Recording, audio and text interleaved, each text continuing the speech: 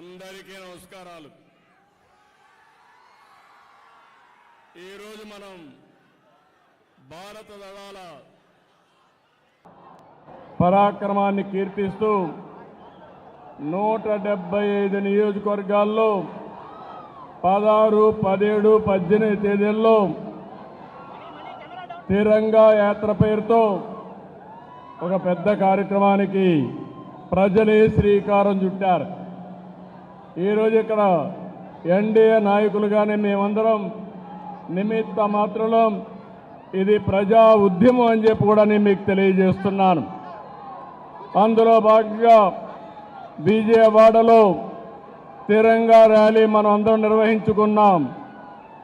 ఉగ్రవాదంపై పోరులో మన రక్షణ దళాలు పోరాటానికి సెల్యూట్ చేస్తున్నాను. అందరూ కూడా గర్వించదగ్గ సైనిక దళాలు మనకు ఉండడం మన దేశానికి ఒక గర్వ కారణం. దీన్ని మనందరం అభినందించాల్సిన అవసరం ఉంది.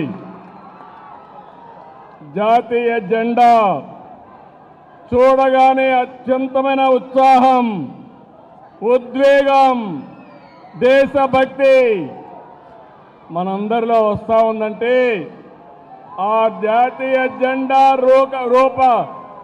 రూపాన్ని రూపొందించినటువంటి వ్యక్తి పింగళి వెంకయ్య ఈ ప్రాంతం వాడేనని చెప్పి మరొకసారి గుర్తిస్తున్నా.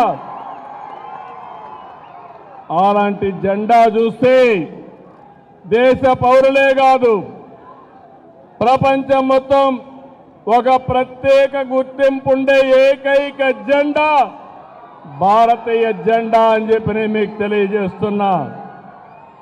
అందుకని మనందరం ఇక్కడ సమావేశమైంది.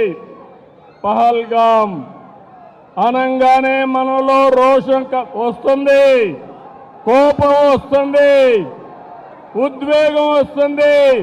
ఖబర్దార్ జాగ్రత్తగా ఉండమని హెచ్చరించే పరిస్థితి వస్తుంది. జరిగిన సంఘటన చూస్తే భార్య ముందరనే భర్తని, కొడుకు ముందరనే తండ్రిని మతం పేరడిగి చంపేశారు. ఇదెక్కడ న్యాయం అని నేను అడుగుతున్నా. అలాంటి సంఘటన దేశం మొత్తం ప్రతి ఒక్కరిలో కూడా ఒక ఆవేశం వచ్చింది. అంతేకాదు ఒక బాధ, ఒక పక్కన ఆవేదన కూడా వచ్చే పరిస్థితి వచ్చింది. ఇవన్నీ చూసిన తర్వాత ప్రధానమంత్రి నరేంద్ర మోడీ గారు ఆడబిడ్డల నుదుట తిలకంతుడు చేసిన ఒక్క ఉగ్రవాది భూమి మీద ఉండడానికి వీలు లేదని ఆపరేషన్ సింధూర్కు శ్రీకారం చుట్టారు. మీరు గుర్తుపెట్టుకోండి, మనం ఎప్పుడు కూడా వేరే దేశాలపైన యుద్ధానికి పోవడం లేదు. కానీ ప్రపంచాన్ని పట్టి పీడిస్తున్న సమస్య ఉగ్రవాదం. ఉగ్రవాదం పైన పోరాడే ఏకైక దేశం భారతదేశం, ఏకైక నాయకుడు నరేంద్ర మోడీ.